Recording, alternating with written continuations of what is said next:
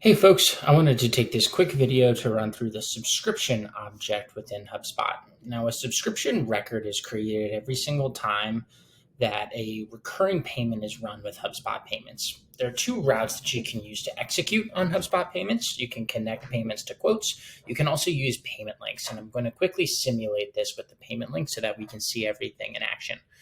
There are a couple of different ways that you can navigate to the payment links interface. You can click on sales, payments, and then payment links from there. You can also click on the settings gear in the upper right-hand corner, navigate to this left-hand side, click on objects. You can then click on products right underneath that, and then you'll see this payment link tab.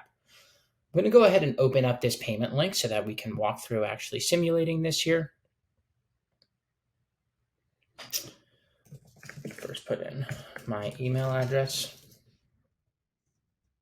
Make sure it's actually valid. You'll have the credit card or ACH option. If you'd ever like to test this out, you can simply use this phony credit card right here.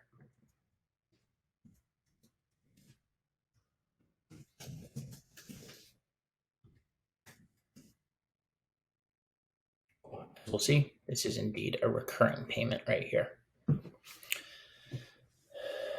As you will notice, I did enter in my email address. We, of course, use the email address to deduplicate contacts. So if this contact already existed, you'll see that this subscription record was just added to that pre-existing contact.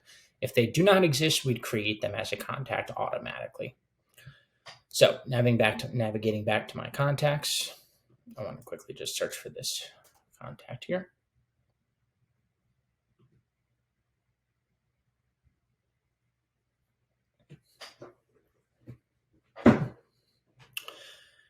Great.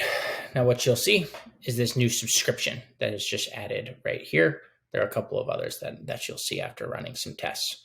Now with this subscription record, you'll see that it looks and feels just like every single other object within the HubSpot framework, which is a huge value prop for HubSpot Payments. Now hovering over, I want to quickly just show you all some of that information that you'll get around a given subscription record.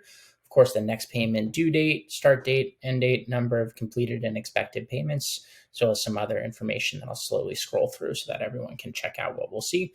And then again, with these associations, it will look and feel just like every other object within HubSpot. A couple of other things I'd want to note. Let's say this buyer reached out to me and wanted to cancel their subscription. What I could do is hover over, click on actions right here, and then cancel this subscription. I can also fire manually an email for the buyer to update their payment method. Now, this is that manual firing right here.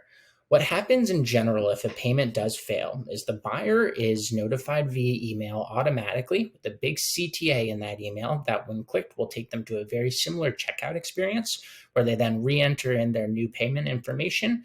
And once they click on pay, any past due balances would also run. Now, what else happens internally for our merchants, for the customers? What you'll see is this status is changed from active to unpaid. Now, when it comes to actually accessing this information, because of the fact that this is an object, just like every other within HubSpot, you can come in and, for example, create workflows off of that subscription object. So if we wanted to create a custom workflow based around that subscription object with the status of unpaid and then notify a given internal or even external stakeholder, you can certainly do that. So because of the fact that this is an object within the HubSpot framework, you'll see subscription-based workflows. You'll also see that subscriptions are now available within the custom report builder as well. Hope you found this helpful.